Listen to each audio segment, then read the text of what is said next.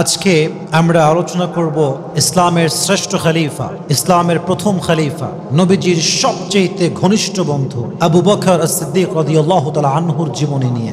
সকলে বলেন ইনশাআল্লাহ। আজকে আমাদের আলোচনার মূল বিষয়বস্তু হচ্ছে the biography of first Khalifa Abu Bakr রাদিয়াল্লাহু তাআলা আনহু, তার পুরো জীবনী as much as we can talk about it, যতটুকু পারা যায় আমরা ইন ডিটেইলস কথা বলবো। সকলেই বলেন ইনশাআল্লাহ। আবু বকর রাদিয়াল্লাহু তাআলা আনহু এমন একজন সাহাবী যিনি ইসলামের প্রথম খলিফা। আমরা দেখি মুসলমান যুবকরা আজকে ইতিহাস পড়ে, তারা বিভিন্ন কবিতার বই পড়ে, তারা উপন্যাস পড়ে, কিন্তু পুরো পৃথিবীতে ৮০% যুবকই হয়তোবা চারজন সাহাবীর জীবনী পরিপূর্ণ বলতে পারবে না, ঠিক কিনা বলেন? সারাদিন উপন্যাস পড়ে, কাহিনী পড়ে, কবিতা পড়ে, ফেসবুকে পোস্ট পড়ে, বাট আমাদের কাছে চারজন সাহাবীর জীবনী যে আমরা পড়বো, চারজন খলিফার জীবনী আমরা পড়বো, এই সময়টা আমাদের কাছে নেই। So as a Muslim, this is our responsibility that we have to know about their faith, we have to know about their sacrifices, because they have sacrificed a lot for Islam. ইসলামের খলিফারা, সাহাবীরা, তারা ইসলামের জন্য পুরো জীবনটাকে বিলীন করে দিয়েছে যুবক ভাইরা, ঠিক কিনা বলেন? তাদের জীবনী নিয়ে কথা বলা মুসলিম হিসেবে এটা আমাদের দায়িত্বের ভেতরে পড়ে। আজকে আমরা যতটুকু পারা যায় জানবো এবং আমলও করার নিয়ত করলাম। সকলে বলেন ইনশাআল্লাহ। মাথায় রাখবেন, ইসলামে চারজন খলিফা আছে যারা প্রিয় নবীজির পরে খলিফায় নিযুক্ত হয়েছিলেন, তারা নেতৃত্ব দিয়েছেন, তারা প্রধানমন্ত্রী ছিলেন। প্রথম খলিফার নাম হচ্ছে আবু বকর রাদিয়াল্লাহু তাআলা আনহু। এমন একজন সাহাবী, নবীর সবচেয়ে ঘনিষ্ঠ বন্ধুর নাম হচ্ছে আবু বকর রাদিয়াল্লাহু তাআলা আনহু, এবং তিনিই হচ্ছেন এমন একজন মানুষ, he was the first among the man who has accepted the Islam.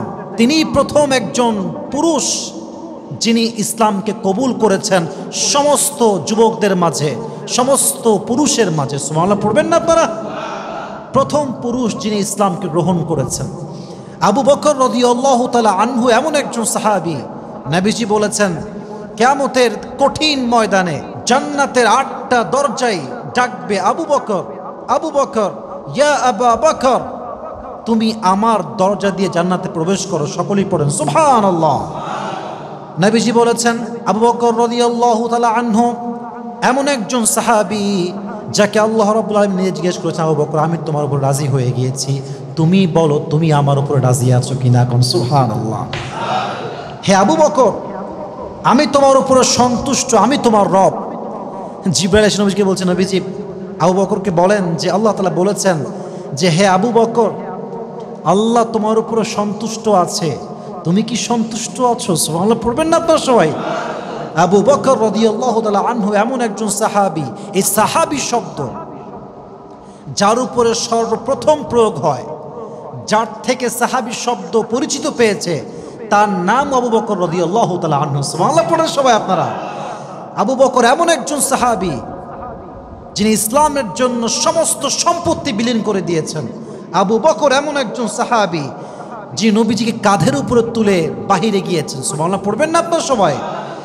তিনি হচ্ছেন এমন একজন সাহাবী যার তুলনা হয় না, যার কোনো কম্প্যারিজন হয় না। ইসলামের প্রথম খলিফা, শ্রেষ্ঠ খলিফা, সবচাইতে দয়ালু সাহাবী, দানশীল সাহাবী। সুবহানাল্লাহ পড়েন সবাই। আসুন আমরা কিছু বিষয় নিয়ে আলোচনা করি ধাপে ধাপে, স্টেপ বাই স্টেপ। একটা প্রশ্ন করি সবাইকে, যদি আপনারা উত্তর জানেন উত্তর দিবেন। আবু বকর রাদিয়াল্লাহু তাআলা আনহুর সবচাইতে প্রসিদ্ধ উপাধি কি বলতে পারবেন সবাই? as-সিদ্দিক। বলেন সবাই, কি? Siddique, the most trusted worthy personality, সবচেয়ে বিশ্বস্ত মানুষ, যে সত্য গ্রহণে সত্য প্রকাশে কোনো আপোষ করে না, সে হচ্ছে সিদ্দিক, সত্যবাদী। সিদ্দিক কাকে বলা হয়? আমি আবারও বলছি, সত্য গ্রহণে সত্য প্রকাশে যে কোনো দ্বিধা করে না, তার নামই হচ্ছে সিদ্দিক। সুবহানাল্লাহ পড়বেন না সবাই? এই সিদ্দিক নাম কেমনে হলো, এটা ইতিহাস জানতে হবে। ইতিহাস হচ্ছে এরকম, একদিন নবীজি ফজরের নামাজের পরে কাবার সামনে বসে আছেন। আবু জেহেল আসছে, এসে বলছে ইয়া মুহাম্মদ। সকলে বলেন সাল্লাল্লাহু আলাইহি ওয়াসাল্লাম। সকলেই বলেন সাল্লাল্লাহু আলাইহি ওয়াসাল্লাম। হে মুহাম্মদ, তুমি তো প্রত্যেক দিন নতুন নতুন কথা বলো, এক এক দিন এক এক কথা শুনি। আজকে নতুন কোনো কথা কি আছে? নতুন কোনো নিউজ কি আজকে আছে? বলছে অবশ্যই আছে। কি নিউজ? বলছে এই তো শেষ রাতে বসেছিলাম, জিব্রাইল আসলো, আমাকে নিয়ে গেল বাইতুল মাকদাসে, জেরুজালেম। আমি গেলাম, গিয়ে 2 রাকাত নামাজ পড়লাম, নামাজ শেষ হয়ে গেল, চলে গেলাম সোজা আসমানে, সিদরাতুল মুনতাহা গেলাম, আল্লাহর সঙ্গে কথা বললাম, জান্নাত এবং জাহান্নাম ভিজিট করলাম, দর্শন করলাম, দেখে আসলাম, এবং ঠিক ফজরের সময় আসলাম, এসে ফজরের নামাজটা কাবায় এসে পড়লাম। সুবহানাল্লাহ পড়বেন না তারা? আবু জেহেল বলছে খাইছে গাছ। এতদিন তো তাও তার জোড়া ছিল, যা বলতো মানা যায়, আজকে যা বলছে তার মানাই যায় না। কিন্তু আপনারা আমার নবী কি মিথ্যা বলেছে না সত্য বলেছে? এবার আবু বকর বলছে, আচ্ছা মুহাম্মদ, তুমি যে বললা তুমি এই মাত্র কয়েক ঘন্টায় আকাশ ভ্রমণ করে আসছো, আল্লাহর সঙ্গে সাক্ষাৎ করেছো, বাইতুল মাকদাস গিয়েছো, আমি এই সেম কথা কি তোমার কোনো বন্ধুকে বা কোনো মানুষকে বলতে পারবো? আমি কি এটা প্রচার করতে পারবো? বলছে অবশ্যই, কেন না, যাও, যাকে মন চায় তাকে বলো। বের হয়ে আসছে আবু জেহেল। প্রথমেই সাক্ষাৎ আবু বকরের সাথে। আবু বকর, স্টপ, থামো, তোমার সঙ্গে আমার কিছু কথা আছে। বলছে কি কথা বলো?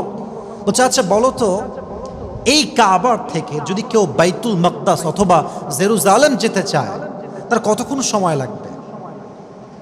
সে বলছে কমপক্ষে 2 মাস লাগবে, উট নিয়ে যাবে, 2 মাসের খাবার লাগবে, যেতে আসতে প্রায় 2 মাস সময় লেগে যাবে।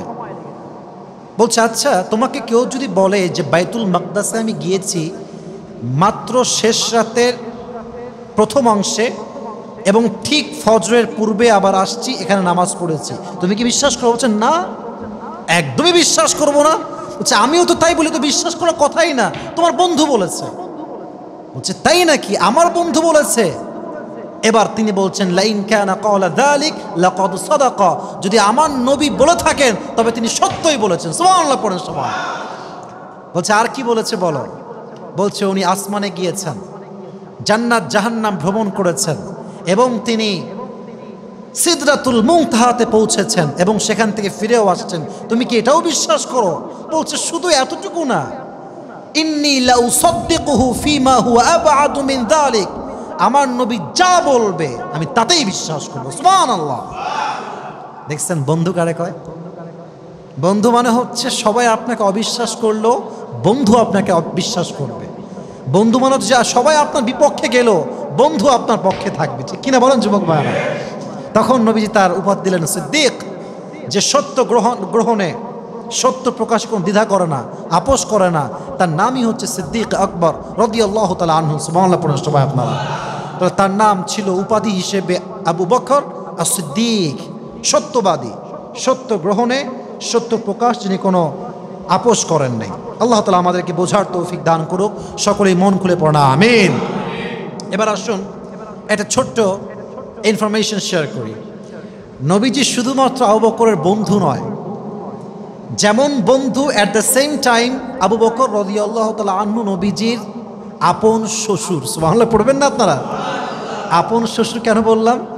কারণ আবু বকরের কলিজার টুকরা সন্তান, কলিজার টুকরা মেয়ে আয়েশা রাদিয়াল্লাহু তাআলা আনহার সাথে নবীজির বিবাহ হয়েছে। সুবহানাল্লাহ পড়বেন না আপনারা?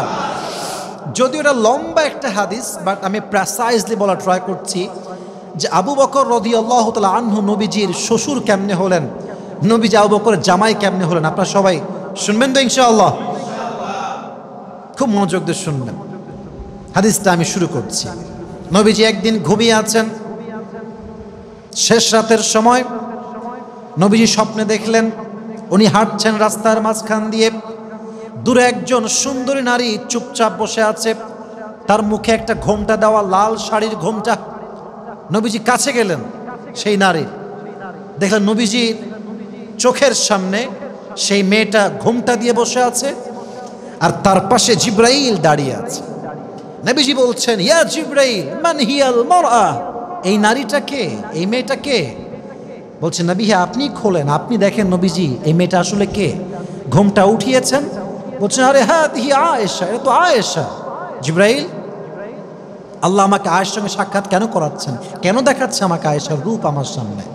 এবার জিবরাইল বলছে, ইয়া রাসূলুল্লাহ, ইয়া হাবিবাল্লাহ, আল্লাহ তাআলা আপনার ব্যাপারে চায় যে আপনি আয়েশাকে স্ত্রী করে আপনার ঘরে বধূ করে নিয়ে যান। সুবহানাল্লাহ পড়বেন না আপনারা? দেখার সঙ্গে সঙ্গে ঘুম ভেঙে গিয়েছে, চিন্তা করছে প্রস্তাব দিব কেমনে। আবু বকর তো আমার বন্ধু লাগে, বন্ধুর সঙ্গে বন্ধুর মেয়ের বিয়ে হয় না। সেই সময় একটা বড় ক্রাইম ছিল যে বন্ধু হয়ে বন্ধুর মেয়েকে বিয়ে করবে, এটা কোনো সিস্টেম হয়? এটা কোনো ওয়ে থাকে নাকি? এইটা ছিল আরবের প্রথা। নবীজি টেনশনে আছেন, বিয়ের প্রস্তাব কেমনে দিবেন। তো নবীজি কৌশলে চালাকি করে বুদ্ধি খাটিয়ে জ্ঞানকে কাজে লাগিয়ে একজন বৃদ্ধা মহিলা তাকে পাঠালেন আবু বকরের কাছে প্রস্তাব দিয়ে যে আবু বকর, তোমার একমাত্র মেয়ে আয়েশাকে নবীজি তার স্ত্রী হিসেবে চায়, তুমি কি রাজি আছো কি না? রাজি থাকলে আমাকে বলো। আবু বকর প্রথমবার খুব ভ্যাবাচাকা খেয়ে গেলেন যে তিনি তো আমার বন্ধু লাগে, বন্ধুর মেয়েকে কেমনে বিয়ে দিই, মানে বন্ধুর সঙ্গে আমার মেয়ে কেমনে বিয়ে দিই, এটা হয় না। উনি টেনশন শুরু করলেন, চিন্তা করতে শুরু করলেন। উনি বললেন, আপনি যান, আমি দেখছি কি করা যায়। কিন্তু যখন নির্জনে বসলেন একা একা যে কি বিয়ে দিব কি না, মাথায় চিন্তা আসছে যে আমি আয়েশাকে কার কাছে বিয়ে দিব। আমি 20টা বছর নবীর সঙ্গে কাটিয়েছি, দেখেছি, আমার চিন্তা মতে, আমার জানা মতে তার মতো বিশ্বস্ত যুবক আল্লাহর আকাশের নিচে জমিনের উপর দ্বিতীয়টা কেউ হইতে পারে না। সুবহানাল্লাহ পড়বেন না আপনারা? তার মানে আমার নবীর মতো বিশ্বস্ত যুবক, আমার নবীর মতো অসাধারণ যুবক, আমার নবীর মতো সত্যবাদী যুবক, আমার নবীর মতো একজন আশ্বস্ত মানুষ আল্লাহর আকাশের নিচে জমিনের উপরে দ্বিতীয়টার কেউ হতে পারে? আহমদ বড় বিশ্বস্ত, সে কোন বন্ধু বলো বড় বিশ্বস্ত, কার কাছে মন খুলে দেয়া যায়, কার কাছে প্রাণ খুলে বলা যায়, হওয়া যায় বেশি আশ্বস্ত। ঠিক কিনা বলেন যুবক ভাইরা? আমার নবীর মতো বিশ্বস্ত যুবক, নবীর মতো একটা বিশ্বাসের জায়গা আর কারো কাছে কোনো কিছু হতে পারে? উনি বললেন, ইয়েস, আমি রাজি আছি, আমার আর কোনো আপত্তি নাই, আমি বিয়ে দিয়ে দিব। বিয়ে হয়ে গেল। তো এই বিয়ে নিয়ে কাফেরদের মাঝে, নাস্তিকদের মাঝে কথার কোনো শেষ নাই। কারণ নবীজির এই বিয়েটা হয়েছিল তখন যখন আয়েশার বয়স ছিল মাত্র 6 বছর। যুবক ভাইরা বলেন সবাই, কয় বছর? এখন নাস্তিকরা বলে আমার প্রিয় নবী নাকি নারী লোভী ছিলেন, তাই তিনি আয়েশাকে সুন্দরী পেয়ে অল্প বয়সে, অর্থাৎ এমন অবস্থায় যেটাকে আমরা বলি বাল্য বিবাহ, তাই তিনি বিয়ে করেছেন নারীর লোভ পেয়ে। নাউজুবিল্লাহ পড়বেন না আপনারা? আস্তাগফিরুল্লাহ, এমন কখনো সম্ভব হতে পারে না। আমার কথা হচ্ছে এইটা, আমার নবীর মতো চরিত্রবান যুবক আল্লাহর জমিনে আর কেউ হতে পারে না। ঠিক কিনা বলেন? ওয়া ইন্নাকা লাআলা খুলুকিন আযীম, O my prophet, indeed and verily you are an amazing level of character। আপনার মতো চরিত্রবান যুবক আর কেউ হতে পারে? সবচেয়ে সুমহান চরিত্রের অধিকারী হচ্ছে আমার প্রিয় নবীজি। তো বিয়ে কেন করেছেন? জবাব হচ্ছে 3টা। বলেন সবাই, জবাব কয়টা? 3টা। আমি আওয়াজ পাইনি, বলেন সবাই কয়টা? যদি কোনো কাফের বলা যায়, মুসলমান, তোর নবী তো ছোট্ট একজন মেয়েকে 6 বছর বয়সে বিয়ে করেছে, তোর নবীর তো চরিত্র খারাপ, আগেই বলেন নাউজুবিল্লাহ।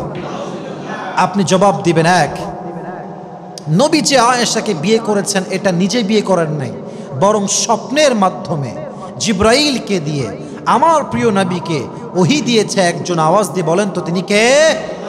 তার মানে আমার নবীজি বিয়ে করেছেন নিজের স্বার্থে নয়, বরং আদেশ দিয়েছে একজন, তিনি কে? 2 নাম্বার কারণ হচ্ছে আবু বকর রাদিয়াল্লাহু তাআলা আনহু একজন ইসলামের খলিফা ছিলেন, তিনি পরবর্তী সময়ে খলিফা হয়েছেন, ইসলামের একজন বীর মুজাহিদ ছিলেন। তো বন্ধুর সঙ্গে যদি বন্ধুর সম্পর্ক সুন্দর হয় আর 2 জন যদি ইসলামের জন্য আত্মীয়তার সম্পর্কে জড়িয়ে কাজ করে ইসলামের জন্য, গতি কি কমবে না বাড়বে যুবক ভাইরা? গতি আরও বেড়ে যাবে। আল্লাহ তাআলা ইসলামের স্বার্থে 2 জনের বন্ধুত্বকে একদম আত্মীয়তার সম্পর্কে বেঁধে দিয়েছে। সুবহানাল্লাহ পড়বেন না আপনারা? 3 নাম্বার কারণ, এটা আরও সুন্দর একটা কারণ, এটা আমি বড় অবাক হয়ে জানার পরে। আম্মা জান আয়েশা রাদিয়াল্লাহু তাআলা আনহা দুনিয়াতে যত নারী আছে, চাই সে নবীজির স্ত্রী হোক, কোনো সাহাবীর স্ত্রী হোক, কিংবা কোনো আল্লাহ ওয়ালির স্ত্রী হোক, সবচাইতে জ্ঞানী যিনি ছিলেন নারীদের মাঝে এবং মেধাবী, জ্ঞানী এবং মেধাবী, তিনিই হচ্ছেন আয়েশা রাদিয়াল্লাহু তাআলা আনহা। সুবহানাল্লাহ পড়বেন না? হাদিসে আসছে, যখন সাহাবা একরাম কোনো প্রশ্নের উত্তর জানতেন না, যখন কোনো মাসলার সমাধান করতে পারতেন না, তখন তারা আয়েশার কাছে আসতেন, বলতেন, হে আম্মা জান আয়েশা, এই মাসলার সমাধান কি হবে, এটা জবাব কি হবে? উনি সব জবাব দিয়ে দিতেন, এবং এই মেধাটা তাকে দিয়েছে একজন, তিনি কে? এতটা মেধা তার ছিল। প্রত্যেকটা মাসলা, প্রত্যেকটা সমাধান তিনি দিতেন। সুবহানাল্লাহ পড়ার সময়। তাহলে বোঝা গেল নবীজি আয়েশাকে বিয়ে করেছেন অল্প বয়সের, কারণ নবীজি নারী লোভী নয়, নবীকে এটার আদেশ দিয়েছে একজন। আওয়াজ দিয়ে বলেন তো তিনি কে? তাহলে আমরা জানতে পারলাম আবু বকর রাদিয়াল্লাহু তাআলা আনহু শুধুমাত্র নবীজির বন্ধু নয়, এট এ টাইমে তিনি তার বন্ধুও ছিলেন, আবার তিনি তার শ্বশুরও ছিলেন। সুবহানাল্লাহ পড়বেন না আপনারা সবাই? এবার আসুন আমরা জানবো আবু বকর রাদিয়াল্লাহু তাআলা আনহুর দানের হাত কত বড় ছিল।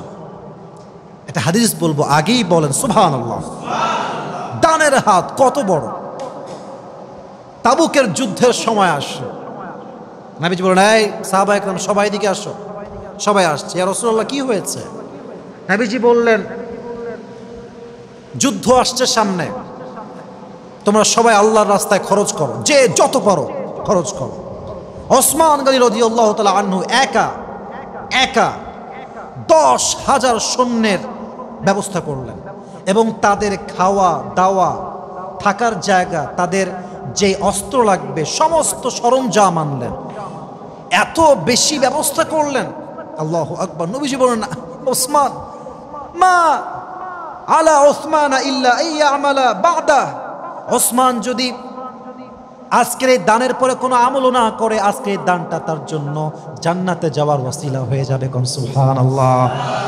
সে এত দান করেছে, আল্লাহর হাবিব বলছেন, সে যদি আজকের পরে কোনো ভালো কাজ না করে, সে যদি আর কোনো দানও না করে, আজকের দান তাই কনফার্ম জান্নাতি বানিয়ে দিয়েছে। সুবহানাল্লাহ পড়ার সময়। এবার ওমরে ফারুক ভাবতেছে, এই তো সুযোগ, সারা জীবন আবু বকর আমার চেয়ে বেশি দান করছে, আজকে আবু বকর খুব গরিব, অবস্থা খুবই খারাপ, আজকে আমি দান করব বেশি, আমি হয়ে যাব টপ লেভেলে 1 নাম্বার, আবু বকর র্যাঙ্ক হবে 2 নাম্বার। এবার ওমর গিয়েছে বাসাতে, গিয়ে তার সমস্ত সম্পত্তি এক জায়গায় করেছে। এদিকে তাকান, পুরো সম্পত্তি এক জায়গায় করেছে, অর্ধেক ডানে অর্ধেক বামে, পুরো সম্পত্তির অর্ধেক নিয়ে আস নবীর কাছে রেখে দিয়েছে, বিশাল বড় স্তূপ হয়ে আছে। আর আবু বকর আসছে সামান্য কয়েক টাকা নিয়ে আসছে। ওমরেরটা এত উঁচু, আবু বকরেরটা এত নিচু। ওমর বলছে, মাশাআল্লাহ ইয়ার, হাম তো জিত গয়ে আজ হামসে কোই আগে बढ़ नहीं सकता, আজকে সবার আগে আমি। আল্লাহু আকবার। নবীর চরিত্র, নবীর মেধা, নবীর জ্ঞান, নবীর উপরে কোরবান হয়ে যায় আমরা। কি সুন্দর মেধা তার, কি সুন্দর বুদ্ধি তার, কি সুন্দর জ্ঞান তার। বলো সুবহানাল্লাহ। প্রশ্ন হবে কেমন? দেখেন, প্রশ্ন হবে এমন যে কে কতটুকু নিয়ে আসছো। The question should be like this. এটাই প্রশ্ন যে কে কতটুকু নিয়ে আসছো বলো। নবীজি পরিপূর্ণ প্রশ্নই চেঞ্জ করে ফেললেন। নবীজি বললেন, সাহাবা একরাম শোনো, তোমাদের সম্পত্তি কে কতটুকু আনছো এটা হিসাব হবে না, আগে বলো মা তারাকতা লি আহলিক, তোমাদের বংশের জন্য তোমরা কি রেখে আসছো। তো বলছে, এ ওমর, মা তারাকতা লি আহলিক, তুমি তোমার বংশের জন্য কি রেখে আসছো বলো, পরিবারের জন্য কি রেখে আসছো বলো। নবীজি প্রশ্নের পরে ওমর বুঝে গেছে আজকে আমার খাওয়া হবে না। ওমর বলছে, ইয়া রাসূলুল্লাহ, আমি এখানে আসছি, যা ওমর বিনিসফি মালিহি, নবীজি ওমর এসেছেন মাত্র অর্ধেক সম্পত্তি নিয়ে, তো অর্ধেক রেখে আসছি, অর্ধেক নিয়ে আসছি। ও আচ্ছা আচ্ছা, ওকে ফাইন, কুল, ওকে। ইয়া আবু বকর, মা তারাকতা লি আহলিক, মা খাল্লাফতা, what you have left for your family, তুমি তোমার পরিবারের জন্য কি রেখে আসছো। আবু বকর বলছে, ইয়া রাসূলুল্লাহ, ইয়া হাবিবাল্লাহ, তারাকতুল্লাহ ওয়া রাসূলা, আমি আমার ঘরে কিচ্ছু রাখি নাই, একমাত্র আল্লাহ এবং তার রসুলকে বাদে আমি আমার ঘরের সমস্ত সুতাও নিয়ে চলে আসছি। সুবহানাল্লাহ পড়ার সময় কিচ্ছু বাকি নাই আমার ঘরে, আমার ঘরে শুধুমাত্র আল্লাহ এবং তার রসুল আছে। তখন আবু বকরকে ওমর বলছে, ইয়া আবু বকর, আমি তোমায় গ্যারান্টি দিচ্ছি তোমার চাইতে দানের হাত সাহাবীদের মাঝে আর কারো কখনো বড় হবে না। সুবহানাল্লাহ পড়বেন না আপনারা? আর একটা ঘটনা আসছে যে ওমরে ফারুক রাদিয়াল্লাহু তাআলা আনহু প্রায় অসহায় মানুষের পাশে দাঁড়াতেন, প্রায় যেখানে অসহায় মানুষ পেতেন যা ছিল সামর্থ্য দিতেন।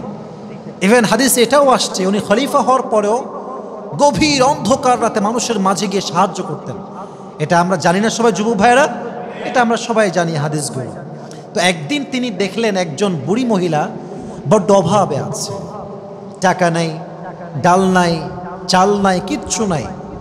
উনি বললেন যে আপনি কষ্ট করে আজকে রাতটা কাটান, কালকে আমি আপনার বাসায় এসে আপনার জন্য চাল ডাল পৌঁছে দেব। আসছে তারপরের দিন, এসে দেখছে বুড়ির কাছে চাল ডাল সব চলে আসছে। বলছে আপনাকে কে দিল এইসব, কই থেকে পেলেন এইসব? বলছে রাতের আধারে তুমি যাওয়ার পরে আর একজন যুবক এসেছে, আমার সমস্ত চাহিদা, আমার সমস্ত প্রয়োজন মিটিয়ে গিয়েছে। ওমর বলছে আরে আজীব কথা, কে সেই যুবক? যে যুবক আমার চাইতে তার দানের হাত লম্বা, সে কোন যুবক? এবার তিনি রাতের আধারে দাঁড়িয়ে আছেন, কে সেই যুবক খোঁজার জন্য, কারণ সে তো আবার আসবে চাল ডাল দেওয়ার জন্য। রাতের আধারে একজন যুবক আসছে, চাদর দিয়ে মুখটা মোড়ানো। যখনই বুড়ির ঘরে প্রবেশ করেছে যুবকটা, অমর দৌড় দিয়ে আসছে, এসে বলছে মান্নাংছা, হে যুবক তুমি কে? চাদর খুলে দেখছে এটা হচ্ছে খলিফাতুল মুসলিমিন আবু বকর রাদিয়াল্লাহু তাআলা আনহু। সুবহানাল্লাহ পড়েন সবাই। মানে বলছেন আবু বকর, আমার আর কোনো আফসোস নাই, কারণ আমাকে যে পার করে ফেলেছে, আমার চেয়ে সামনে যে এগিয়ে গেছে অন্য কোনো যুবক নয়, সে তো এই যুগের শ্রেষ্ঠ খলিফা, প্রথম খলিফা, নবীর বন্ধু আবু বকর রাদিয়াল্লাহু তাআলা আনহু। সুবহানাল্লাহ পড়ে সবাই। তাহলে আমরা বুঝলাম তার দানের হাত ছোট ছিল না, অনেক লম্বা ছিল যুবক ভাইরা, অনেক লম্বা। অতএব আমরাও ট্রাই করব as much as we can from our best level of capacity and capability we will give the charity. বলেন ইনশাআল্লাহ। যতটুকু পারা যায় দান করবো। রাজি আছেন তো ইনশাআল্লাহ? সকলের তাকবীর দেন এবার, লিল্লাহি তাকবীর। সবাই কাশি দেন, এরকম কাশি হলো সবাই জোরে কাশি দেন। এবার তাকবীর দেন, লিল্লাহি তাকবীর। আচ্ছা বলেন তো, নবী যখন হিজরত করেন মক্কা টু মদিনা, হিজরতের সাথী কে ছিল? কে বলতে পারে? সবাই বলেন দেখি। আবু বকর রাদিয়াল্লাহু তাআলা আনহু। সাথী কে ছিলেন বলেন সবাই যুবক ভাইরা? আবু বকর রাদিয়াল্লাহু তাআলা আনহু, উনি ছিলেন হিজরতের সাথী। কেমনে? যখন কুফারে মক্কা, ওই সময় আসলে Islam was going, it was rapidly growing, মানে এত বেশি এটা বেড়ে যাচ্ছিল, এবং মক্কার মাঝে পুরো মক্কাতে ইসলামের একটা আলো ছড়ে যাচ্ছিল, সমস্ত মানুষ মুসলিম হওয়া শুরু করেছে। And the enemies of Islam, they were getting frustrated by this rapid growth of Islam. তারা সহ্য করতে পারতেছে না, এত ইসলাম মানুষ গ্রহণ করতেছে, এত ইসলাম আলো কেমনে ছড়াচ্ছে। এবার তারা ষড়যন্ত্র করলো যে তারা মুহাম্মদকে হত্যা করবে। নাউজুবিল্লাহ পড়বেন না তো সবাই? After that, Allah subhanahu wa ta'ala revealed to his prophet Muhammad sallallahu alaihi wasallam the intentions of non-believers and gave him the message that he should migrate to Medina. উনি নবীজিকে বলেন, নবীজি ওহির মাধ্যমে অর্ডার করলেন যে আপনি মক্কা থেকে মদিনায় মাইগ্রেট করেন, হিজরত করেন। তো নবীজি বলেন, আবু বকর যে কোনো মুহূর্তে আদেশ আসতে পারে, তুমি রেডি থেকো, আমরা মক্কা থেকে মদিনায় যাব হিজরত করে। তো যখন কুফারে মক্কা, নবীজি পুরো ঘর ঘেরাও করে ফেললেন, হত্যা করবে মুহাম্মদকে সাল্লাল্লাহু আলাইহি ওয়াসাল্লাম। ঘরে আছেন আলী রাদিয়াল্লাহু তাআলা আনহু। বলছে আলী, আমার হচ্ছে এই খাট, এই হচ্ছে আমার কম্বল, তুমি আমার খাটে কম্বল মুড়ি দিয়ে শুয়ে থাকো, আমি বের হয়ে গেলাম। আলী বলছে ইয়া রাসূলুল্লাহ, শুয়ে থাকা নয়, যদি আপনার জন্য জীবন দিতে হয়, আল্লাহর রাস্তায় শহীদ হওয়ার জন্য আমি রাজি আছি। সুবহানাল্লাহ পড়ে সবাই। নবীজি বাহিরে বের হলেন, গেট খুলেই দেখছেন সব কাফেররা দাঁড়িয়ে আছে নবীকে হত্যা করবার জন্য। নবীজি সূরা ইয়াসিন পড়লেন এবং হাতে ধুলা নিলেন, ধুলা নিয়ে একটা নিক্ষেপ করলেন, সমস্ত সাহাবীর চোখ সাময়িক সময়ের জন্য অন্ধ করে দিল একজন। তিনি কে? নবীজি বের হয়ে গেলেন। প্রথম দিন আবু বকরের ঘরে গেলেন, দরজা নক করলেন, আবু বকর রেডি আছো? হঠাৎ আসছে কিন্তু, সেই আবু বকর বলছে ইয়া রাসূলুল্লাহ, আমি প্রস্তুত, এখনই আমরা বের হয়ে যাব। বলছে আজীব কথা, আমি তো আসলামই কেবল, তুমি প্রস্তুত কেমনে? বলছে ইয়া রাসূলুল্লাহ, ইয়া হাবিবাল্লাহ, যেদিন থেকে আপনি বলেছেন যে আপনি আমাকে হিজরতের সাথী বানাবেন, ওই দিন থেকে প্রত্যেকটা মুহূর্তে আমি বসি নাই, এই গেটের পাশে আমি দাঁড়িয়েছিলাম কখন আপনি আসবেন আর কখন আমি আপনার সঙ্গে বের হয়ে যাব। সুবহানাল্লাহ পড়বেন না আপনারা? দুইজনে মিলে বের হয়ে গেলেন। এই হাদিসগুলো আসলে বলতে গেলে হৃদয়ে একটা কম্পন তৈরি হয়, আর যারা মুসলিম, যারা ইমানদার, তাদের হৃদয়ে তো একটা ঝড় শুরু হয়ে যাবে। হুব্বে রসুল কি জিনিস, নবীর ভালোবাসা কাকে বলে। যাচ্ছে দুইজন মিলে, আবু বকর একবার সামনে যাচ্ছে, একবার পেছনে, একবার সামনে আর একবার পেছনে।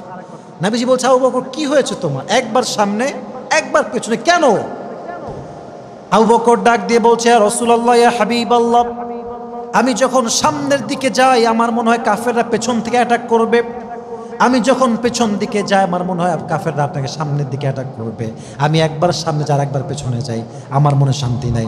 নবীজি বলছে, আবু বকর, তোমার যে ইসলামের জন্য এত ভালোবাসা, নবীর এত ভালোবাসা, তোমার সংবাদ তুমি শুনে না, আল্লাহ তোমার জন্য জান্নাতকে ফরজ করে দিয়েছে। কোন সুবহানাল্লাহ। চলো সামনে দিয়ে, কোনো ভয় নাই। লা তাহজান ইন্নাল্লাহা মা'ানা। খুব ফেমাস একটা আয়াত এই ঘটনার ক্ষেত্রে। যখন তারা গুহায় প্রবেশ করবেন, আবু বকর বলছে, নবীজি আপনি একটু থামেন, আমি একটু চেক করি যে গুহাটা ঠিকঠাক আছে কিনা, যাওয়া যাবে কিনা, প্রবেশ করা যাবে কিনা। তো গুহায় যাওয়ার পর দেখলেন যে গুহাটা ঠিকঠাক আছে, বাট গুহায় দুইটা ছিদ্র ছিল। বলেন কয়টা ছিদ্র? দুইটা, ফুটা আর কি, বাহির থেকে সাপ বিচ্ছু আসতে পারবে। তা আবু বকর কি করলেন, প্রথম গুহাটা পাগড়ি খুললেন, পাগড়ি খুলে জট বেঁধে পেঁচায় গুহাটা ঢাকলেন, যেন কোনো কিছু অ্যাটাক করতে না পারে, প্রবেশ করতে না পারে। এবং দ্বিতীয় গুহাতে কি দেবেন, কোনো কাপড় আর নেই, এমনি জামা পরে আছেন। নবীজি আসলেন, আবু বকরের কি ভালোবাসা, হোয়াট এ লাভ ম্যান। বলছে, নবী হে, আপনি আমার কোলে শুয়ে যান, আমি আমার দুই পা বিছিয়ে দিলাম। তো পা দিয়েছে কোন দিকে? গুহার যে ফুটা আছে ওখানে পা দিয়ে রেখে দিয়েছে। এমনভাবে পা দিয়েছে, নবী করিম সাল্লাল্লাহু আলাইহি ওয়াসাল্লাম ঘুমিয়ে আছেন, এট দ্য সেম টাইম সাপ আসছে। সাপ প্রথম গুহায় আসছে, দেখছে গুহার মুখ বন্ধ। সে দ্বিতীয় গুহায় আসছে, এসে দেখছে দ্বিতীয় গুহাতে মানুষের পা রাখা আছে। সে সঙ্গে সঙ্গে এসে পায়ের একদম গোস্তের উপর ছোবল দিয়েছে। প্রথম ছোবলে আবু বকরের গা শিউরে উঠেছে, বাট সে লড়তেছে না, কারণ নড়ে গেলেই তো নবীজির ঘুম ভেঙে যাবে। বাট ছাপটা কন্টিনিউয়াসলি স্টেপ বাই স্টেপ ছোবল দিতেই আছে, আর এমন ছোবল দিয়েছে বিষের যন্ত্রণায় আবু বকরের চেহারা, শরীর লাল হয়ে গেছে, বাট কোনো আওয়াজ করছে না। আওয়াজ করলে নবীজির ঘুম ভেঙে যাবে। হঠাৎ করে এতটা যন্ত্রণা, দুই চোখের পানি ঝরে ঝরে পড়ছে, এক ফোঁটা আবার নবীর কপালে পড়েছে। কপালে পড়ার সাথে সাথেই নবীর ঘুম ভেঙে গেছে।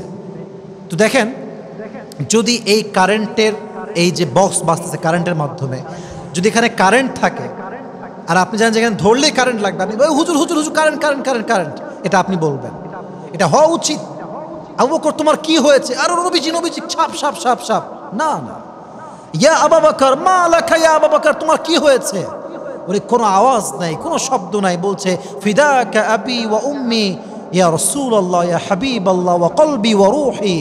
ইয়া রাসূলুল্লাহ, কিচ্ছু হয় নাই, আমার জীবন, মায়ের জীবন, বাবার জীবন, আমার সমস্ত পরিবারের জীবন আপনার জন্য উৎসর্গ। ইয়া রাসূলুল্লাহ, আমাকে সাপে কামড় দিয়েছে। সুবহানাল্লাহ পড়বেন না আপনারা? আদবের কি লেহাজ, কি আদব, কি ভদ্রতা। এজন্য বোঝা গেল নবীর ভালোবাসা তার হৃদয়ে কম ছিল না বেশি ছিল? বোঝাবান্তর দেখি সবাই আপনারা অনেক বেশি ছিল। এজন্য আমরা ট্রাই করব আমাদের হৃদয়ে নবীর ভালোবাসা রাখবো। রাজি আছেন তো ইনশাআল্লাহ? এবার আসুন আমরা জানবো আবু বকর রাদিয়াল্লাহু তাআলা আনহুর মাঝে আল্লাহর ভয়টা কেমন ছিল। সাউন্ডের প্রবলেম হচ্ছে, ঠিক করলে ভালো হয়। আবু বকর রাদিয়াল্লাহু তাআলা আনহুর মাঝে তাকওয়ার লেভেল কত বেশি ছিল যুবক ভাই, এদিকে তাকান। হাদিসে আসছে আবু বকর রাদিয়াল্লাহু তাআলা আনহু পাখির কাছে গিয়ে বলতেন, হে পাখি, আমি তো আফসোস করি যে আমি পাখি কেন হতে পারলাম না। যদি পাখি আমি হতাম তাহলে কি হতো? পাখি আমি থাকতাম গাছের উপরে, মানুষ আমাকে দেখতো, কোনো একটা উট এসে আমাকে ধাক্কা দিয়ে ফেলে খেয়ে ফেলতো এবং বিষ্ঠা ভেবে আবার ফেলে দিত বাহিরে, আমি শেষ হয়ে যেতাম। কিয়ামত দেখতে হতো না, জাহান্নাম ফেস করতে হতো না। আমি তো আফসোস করি এই বিষয়ে। তাহলে তার হৃদয়ে এই যে একটা ভয় কিয়ামতের ব্যাপারে, আল্লাহর ব্যাপারে, জাহান্নামের ব্যাপারে, এই তাকওয়া তাকে দিয়েছে। একজন আওয়াজ দিয়ে বলেন তো তিনি কে? এই জন্য তার হৃদয়ে ভয় ছিল অনেক বেশি। তাহলে আমরা বুঝতে পারলাম আবু বকর রাদিয়াল্লাহু তাআলা আনহু নবীর একজন ভালো বন্ধু ছিলেন, শ্বশুর ছিলেন, তার দানের হাত ছিল বিশাল লম্বা। এবং এটা আমরা এটাও জানলাম যে নবীর জন্য সাহাবীদের মাঝে যত সাহাবীর হৃদয়ে নবীর জন্য ভালোবাসা ছিল, সবচাইতে বেশি ভালোবাসা যার হৃদয়ে ছিল তার নাম হচ্ছে আবু বকর রাদিয়াল্লাহু তাআলা আনহু। সুবহানাল্লাহ পড়বেন না আপনারা সবাই? এজন্য আমরা ট্রাই করব আমাদের জীবনে যেন এরকম আদর্শ হয়, আমাদের নবীকে মন থেকে ভালোবাসতে পারে। আমার সবাইকে সেই তৌফিক দান করুক। সকলেই মন খুলে পড়া আমিন। এই তো আমরা শেষের দিকে চলে আসছি, আর কিছু কথা বলে আমরা শেষ করব। সবাই একটা তাকবীর দেন, লিল্লাহি তাকবীর। তো আমি বলছিলাম আবু বকর রাদিয়াল্লাহু তাআলা আনহুর মাঝে আল্লাহর ভয় কত বেশি ছিল। যুবক ভাই এদিকে তাকান, সবাই এদিকে তাকান। ভয় ছিল কত বেশি। তার সন্তানরা একবার মাকে বলল, আম্মাজান আমরা সারিদ খেতে চাই। সারিদ হচ্ছে আরব বিশ্বের সবচেয়ে দামি একটা খাবার। তো তিনি হচ্ছেন প্রধানমন্ত্রী, তার কাছে টাকা পয়সা কি কম থাকে না বেশি থাকে যুবক ভাইয়েরা? অনেক বেশি থাকে। তিনি তো কোটি কোটি টাকার মালিক হওয়ার কথা। তো যখন বউ এসে বলছে তোমার সন্তানরা সারিদ খেতে চায়, তুমি এনে দাও, উনি বলছে বেগম আফওয়ান, আমি মাফ চাই, সারিদ খাওয়ানোর মতো কোনো সম্পদ টাকা আমার কাছে একদমই নাই, মাফ চেয়ে নাও, আমার কাছে কোনো সম্পত্তি নাই। আল্লাহু আকবার। বলছে কেন নাই? রাষ্ট্র থেকে নিয়ে আসেন, কোষাগার থেকে নিয়ে আসেন। বলছে না না, আমি একজন প্রধানমন্ত্রী হয়ে মানুষের টাকা মেরে খাবো, আমাকে কেউ না দেখলেও দেখে একজন আওয়াজ দিয়ে বলেন তো তিনি কে? আল্লাহর ভয় তার মাঝে ছিল বিধায় তিনি রাষ্ট্রের সম্পদকে রক্ষা করেছেন। আল্লাহ আমাদের সবাইকে এই তাকওয়াটা অর্জন করার তৌফিক দান করুক। সকলে আমরা মন খুলে পড়ি আমিন। এবার আসুন, আমরা নবীজির সবচেয়ে ঘনিষ্ঠ বন্ধু আবু বকর রাদিয়াল্লাহু তাআলা আনহুর মৃত্যু কেমন ছিল এটা আমরা জানি। 634 সালে 23শে আগস্ট আবু বকর রাদিয়াল্লাহু তাআলা আনহুর প্রচণ্ড পরিমাণে জ্বর হয় এবং তখন তিনি বার্ধক্যে পৌঁছে গেছেন, বৃদ্ধ হয়ে গেছেন এবং বার্ধক্যের কারণে তিনি আর সুস্থ হতে পারেন নাই। এবং তিনি যখন বুঝে গেলেন যে আমি হয়তো আর বাঁচবো না, আমার মৃত্যু হয়ে যাবে, তখন তিনি আলী রাদিয়াল্লাহু তাআলা আনহুকে ডাকলেন, বলে আলী শোনো, আমি যখন মারা যাব তুমি আমার গোসল করে দিও এবং আমার লাশটাকে নবীজির লাশের পাশে দাফন করে দিও এবং তার শেষ ওসিয়ত অনুযায়ী, তার অন্তিম ইচ্ছা অনুযায়ী তাকে নবী করিম সাল্লাল্লাহু আলাইহি ওয়াসাল্লামের কবরের পাশেই আল্লাহ তাআলা জায়গা করে দিয়েছে। সুবহানাল্লাহ পড়বেন না আপনারা সবাই? আমি যখন ওমরা করতে গেলাম দেখতে পেলাম মাশাআল্লাহ কবর দুই পাশে দুইজনের, কি সুন্দর দৃশ্য, কি সুন্দর হৃদয়ের প্রশান্তি যে পেলাম বলা কোনো ভাষা নাই। নবীজির কবরের পাশেই যার কবর, তার নামই হচ্ছে আবু বকর রাদিয়াল্লাহু তাআলা আনহু। সুবহানাল্লাহ পড়েন সবাই। যদিও জীবনটা অনেক লম্বা, বাট আমি প্রেসাইজলি বলেছি, খুবই শর্টকাটে বলেছি, জাস্ট শর্টকাটে কিছু মেসেজ দেওয়া ট্রাই করছি। এক, তার জীবন থেকে শিক্ষা আমরা কি কি পাই? এক নাম্বার, প্রথম শিক্ষা হচ্ছে হুব্বে রাসূল। আমি আগেও বলেছি নবীজির ভালোবাসা।